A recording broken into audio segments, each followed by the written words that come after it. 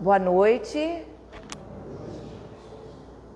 Espero que estejam todos bem. Meu nome é Vânia, responsável pela reflexão desta noite, onde nós vamos refletir um pouco sobre uma passagem de Jesus, onde ele colocou: o meu reino não é deste mundo.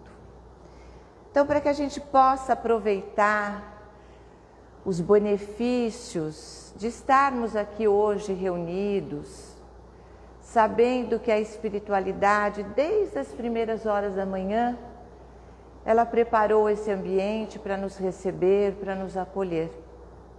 E assim, vamos respirar profundamente, deixando os desafios para o lado de fora. E com nossos corações mais tranquilos, mais harmonizados, vamos sentir a presença do nosso anjo da guarda, que na verdade ele é um amigo, que nos acompanha nessa jornada, que nos envolve, que nos intui. E assim, imaginando essa luz ao nosso lado, nós recebemos todo o apoio dessas forças amorosas e, amparados, nós chegamos diante da nossa mãe querida, Maria de Nazaré, com seu manto resplandecendo de luz.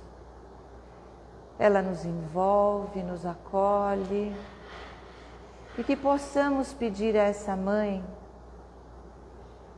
que ela nos ensine e nos auxilie, para que nós possamos amar com todo o nosso coração, a perdoar com toda a nossa compreensão.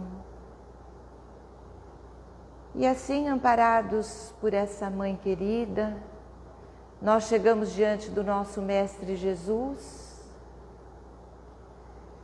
que possamos sentir sua presença bem pertinho de nós. Agradecemos, ó Mestre, pelos seus ensinamentos, pelo caminho que nos deixou, por todo o apoio, por toda a luz. E rogamos que possamos chegar ao nosso Pai através da oração que nos ensinou. Pai nosso que estais no céu, santificado seja o vosso nome. Venha a nós o vosso reino. Seja feita a vossa vontade, assim na terra como no céu. O pão nosso de cada dia dai-nos hoje. Perdoai as nossas ofensas, assim como nós perdoamos a quem nos tem ofendido. Não nos deixe cair em tentação e nos livre de todo mal, que assim seja. Damos graças a Deus. Então, como eu já disse, hoje nós vamos refletir um pouco sobre essa passagem de Jesus, onde ele coloca: meu reino não é deste mundo. Faz parte do capítulo 2 do Evangelho e é um capítulo muito rico. Ele fala sobre a vida futura, sobre a realeza de Jesus e traz uma mensagem lindíssima de uma rainha. Então, hoje nós vamos conseguir falar um pouquinho de cada parte desse capítulo. Então, para iniciarmos, no Evangelho de João, capítulo 18, versículos 33 a 37, está esse momento que nós falamos, que é sobre a realeza do nosso Mestre. Tornou-se, pois, a entrar Pilatos no pretório, e chamou a Jesus e disse-lhe: Tu és rei dos judeus? Respondeu-lhe Jesus: o meu reino não é deste mundo. Se o meu reino fosse deste mundo, certo que os meus ministros haviam de pelejar para que eu não fosse entregue aos judeus. Mas por agora o meu reino não é daqui. Disse-lhe então Pilatos: logo tu és rei? Respondeu Jesus: tu o dizes que eu sou rei. Eu não nasci e nem vim a este mundo, senão para dar testemunho da verdade. todo aquele que é da verdade, ouve a minha voz. Então essa passagem de Jesus, ela aconteceu no momento que ele foi para Jerusalém para as festividades da Páscoa judaica. E ali tinha uma questão que já estava percorrendo todos os 3 anos que Jesus estava fazendo suas pregações. Aquele embate entre os senhores da lei, aqueles estudiosos, doutores da lei, de todo o sinédrio, que representavam os hebreus, que são os judeus. Então, eles não estavam satisfeitos com os ensinamentos e as curas de Jesus, porque eles tinham uma visão do Pentateuco mosaico, de todas as escrituras que foram feitas para os profetas. Então ali eles tinham uma visão daquilo que era interessante para eles. E Jesus vinha trazer luz para aqueles ensinamentos, porque são os ensinamentos da nossa primeira revelação, de quando Moisés trouxe para nós um Deus único. Então, o que aconteceu? De alguma forma eles foram articulando ali que eles transformaram o que era uma divergência dentro da religiosidade, dentro das ideias, para uma questão política e conseguiram levar até os romanos para ser julgado. E ali a gente conhece depois a história que culminou na crucificação do nosso mestre. Então ali Pilatos questionava se ele era rei. Quando ele coloca, o meu reino não é deste mundo, porque o mundo que ele estava falando não era do mundo terreno, era do mundo espiritual. Era o reino que ele estava ali para dar o testemunho, para implantar o reino em toda a humanidade, mas no seu coração, no seu espírito.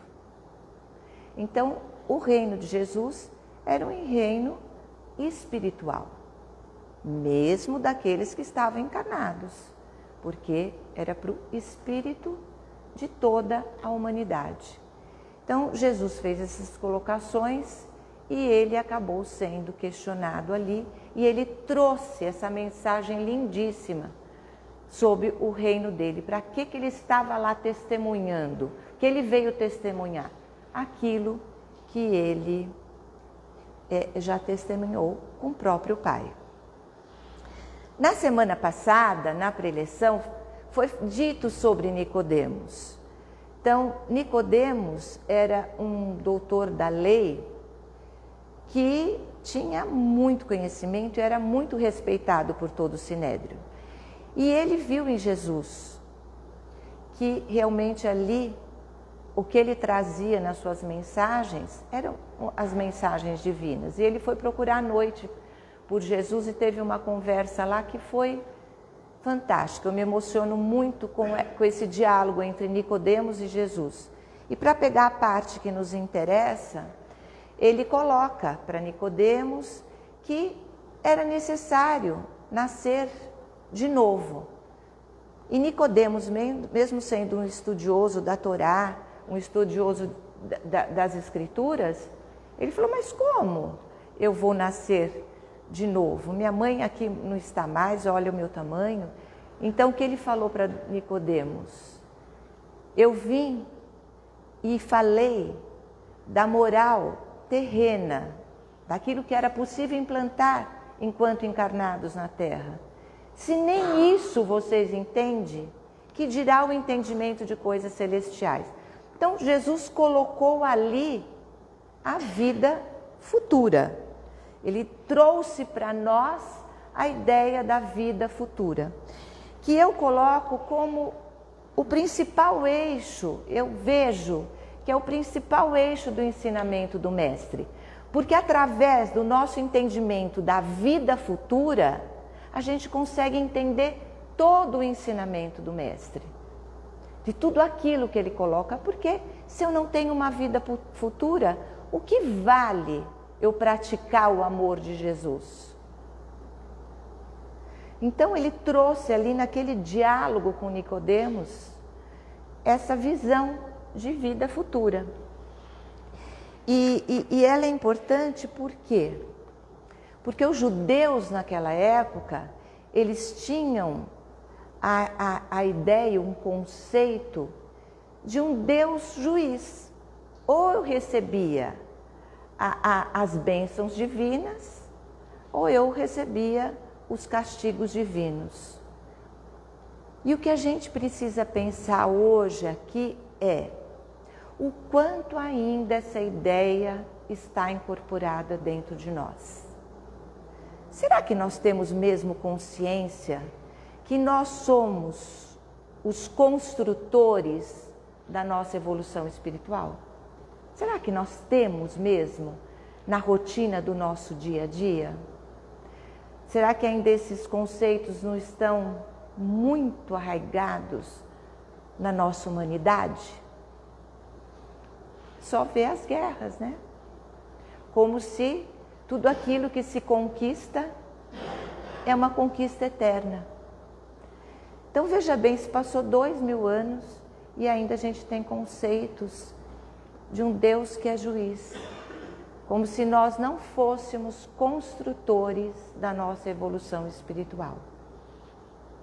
E a doutrina espírita, ela nos traz a imortalidade da alma, ela nos traz a reencarnação, ela nos traz a comunicação com os espíritos e a imortalidade da alma.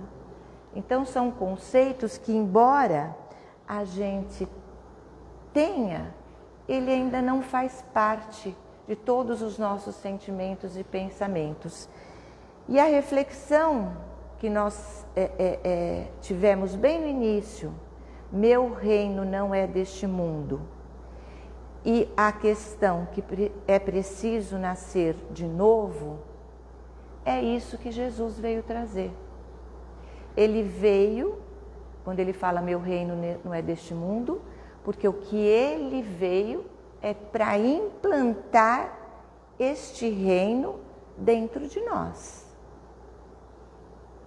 Sabendo que o que é necessário nós levarmos para a eternidade. O que levamos para a eternidade? Então, o reino que Jesus veio implantar quando encarnou entre nós, sendo ele o governador planetário, é justamente isso. Implantar o reino dele dentro de nós. Mas não somente conhecermos os seus ensinamentos, conhecermos o caminho que ele nos deixou. O convite de Jesus é que a gente viva este caminho. Que a gente consiga, na nossa rotina diária, viver esse ensinamento. Conhecer, nós já conhecemos. Estamos entrando no tempo que a gente precisa viver. E sabemos o quanto ainda isso é difícil para todos nós. Então, essa vivência, esse reino que ele quer implantar, é viver como ele viveu. Não é só conhecer o seu reino, sabendo que nós temos uma vida futura. Por isso que na rotina do dia a dia a gente precisa pensar como é que eu vivo dentro da minha casa com aqueles que são mais meus próximos. Porque às vezes a gente tem tanta intimidade que a gente não tem o menor cuidado de estar vivendo o que Jesus veio implantar nos nossos corações. No meu ambiente de trabalho, eu consigo ser generoso com o meu colega? Que bom que eu consegui avançar aqui. Será que eu posso apoiar o meu colega também a avançar junto comigo? Então, é uma generosidade que ainda está distante dos nossos traquejos aí de como viver com o outro. E aí, eu trouxe para a gente uma questão do Livro dos Espíritos, que é a questão 919. Então, Kardec pergunta aos espíritos: qual o meio prático mais eficaz para se melhorar nesta vida e resistir ao arrastamento do mal? Então, uma pergunta objetiva que nós queremos saber, né? Que meio é esse? Um sábio da antiguidade vos disse: conhece-te a ti mesmo.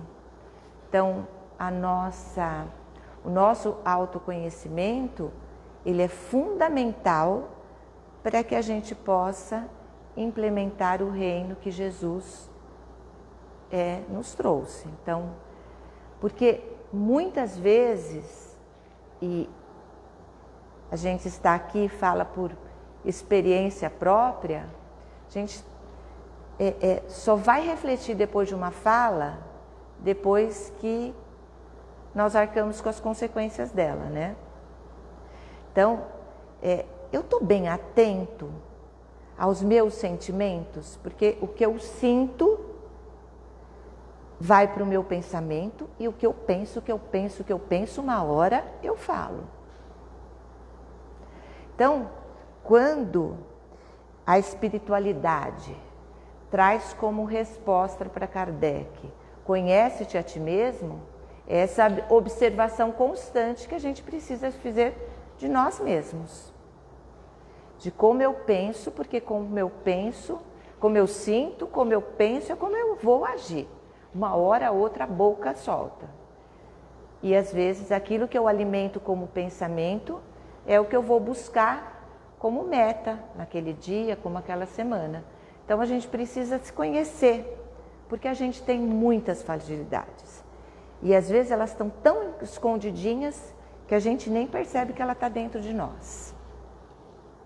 Aí nesse mesmo questionamento, pergunta 919A, compreendemos toda a sabedoria dessa máxima, mas a dificuldade está precisamente em se conhecer a si próprio. Qual é o meio de chegar a isso? Fazei o que eu fazia quando vivi na terra. No fim de cada dia, interrogava a minha consciência. Passava em revista o que havia feito e perguntava a mim mesmo se não tinha faltado ao cumprimento de algum dever. Se ninguém teria motivo para se queixar de mim. Foi assim que cheguei a me conhecer e a me ver o que em mim necessitava de reforma. Porque assim, a gente tem ferramentas, né, como nós falamos no início, né, para a gente sentir a presença do nosso anjo da guarda.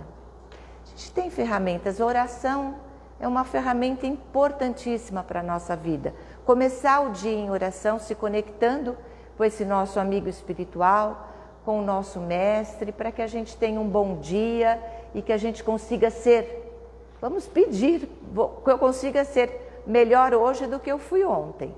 No final do dia nem tudo deu certo, mas essa reflexão, ela fala, nossa, eu tenho essa fragilidade mesmo. Então, ali é um ponto importante, porque eu vou agradecer a Deus pelo dia que eu tive, mas eu vou passar em revista. E muitas vezes a gente acaba até se envergonhando. E aí, quando eu falei para vocês que a gente vai conseguir falar em linhas gerais desse capítulo todo, esse é o capítulo 2 do Evangelho segundo o Espiritismo. E como eu disse, que é o eixo central dos ensinamentos de Jesus, porque traz a vida futura como referência para tudo aquilo que ele pregou, de generosidade, de ser generoso, caridoso, respeitoso, humilde, tolerante. Então, saber que a gente tem questões que a gente vai trazer para nós, que a gente vai levar para a eternidade. Então, esse capítulo, ele é o eixo mesmo desses ensinamentos. E o que é mais importante é que o capítulo 1 eu não vim destruir a lei. Jesus não teve a compreensão do Sinédrio, que eram os estudiosos da primeira lei, que era a lei mosaica, todos os ensinamentos de Moisés, dos profetas. Eles não tiveram compreensão porque eles entenderam que Jesus veio destruir a lei. Então Jesus, no Evangelho segundo o Espiritismo, capítulo 1, é que não veio para ser destruída a lei, veio para dar luz, essa luz que Jesus veio nos testemunhar.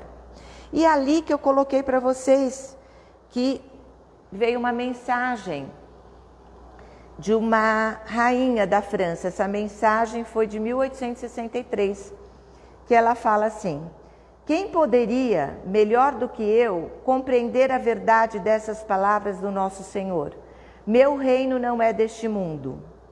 O orgulho me perdeu sobre a terra. Então ela, como rainha, que ela tinha ali todas as possibilidades, né? Ela se perdeu pelo orgulho. Então é a mensagem que trouxe a respeito de que qual é o verdadeiro reino. É o reino que nós temos que buscar enquanto encarnados aqui, né? E aí, essa mensagem que eu li para vocês, que é para a gente estar todo final do dia indagando a nossa consciência, o que eu fiz, ele traz depois, assim, porque é uma resposta bem longa, ele traz também, assim, um questionamento que eu vou trazer para nós hoje, nessa noite. Se eu voltar para a pátria espiritual hoje, o que eu vou levar? O que nós vamos levar realmente se hoje cessar a nossa vida aqui na Terra, essa encarnação, e retornarmos para a pátria espiritual? Todo dia nós temos que nos perguntar, né? Porque cada dia é uma oportunidade. Um momento é agora, hoje. Não existe outro momento, porque nós estamos numa escola. Estamos aqui, para alguns um presídio, mas para a grande maioria já uma escola. Estamos aqui aprendendo. Diferente do que os judeus pensavam, a nossa vida não é obra do acaso, é nós que construímos. Tem uma fala de Emmanuel que é bem importante: nós somos herdeiros de nós mesmos. Então,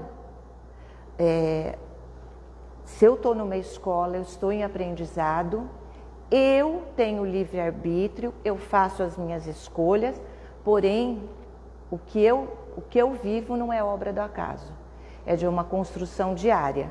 O que eu vou viver na próxima encarnação também. Teremos ali os nossos desafios? Teremos, mas teremos consciência que quando esse desafio chegar, é este momento, é neste momento que Jesus nos deixou essa esperança magnífica da nossa vida futura, e é este momento, é a fatia da minha vida. E eu, construindo a minha própria história, com certeza, eu vou construindo uma vida também melhor. Então, o momento é agora. A questão não é vencer o mundo que nós vivemos, o mundo material.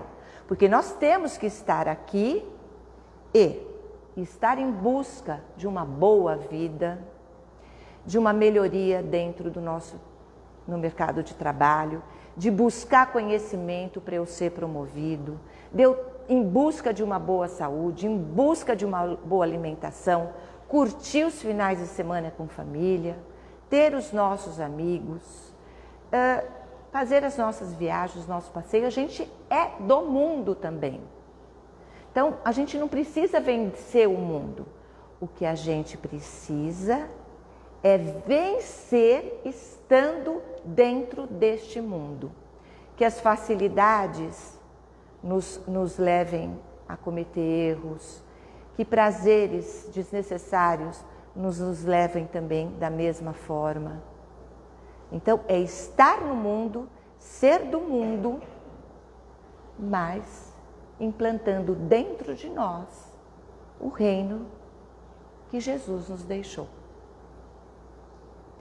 Então, eu espero que a gente possa refletir sobre essas palavras, e vocês podem ter certeza que, falando aqui, em primeiro lugar, eu estou falando exatamente para a minha pessoa, porque não é fácil. Então, que a gente possa levar essas palavras, esses ensinamentos, fechar os nossos olhos e agradecer ao nosso Mestre Jesus a oportunidade de refletir sobre os seus ensinamentos, de tudo aquilo que Ele nos deixou, de ter encarnado entre nós para nos trazer a palavra, nos trazer a verdade, nos trazer o caminho a ser vivido, e que possamos levar isso dentro dos nossos corações, para os nossos lares, para os nossos ambientes de trabalho, para aqueles que nos procuram em busca de uma palavra, que a gente possa levar a compreensão a todos aqueles que convivem com a gente, que nós possamos levar o perdão, o amor, e que desta forma construirmos um reino dentro de nós, esse reino que Jesus nos deixou, para que a nossa caminhada seja mais leve, com mais compreensão, com mais discernimento. E assim que possamos estar aqui na próxima semana. E assim damos graças a Deus. Que assim seja.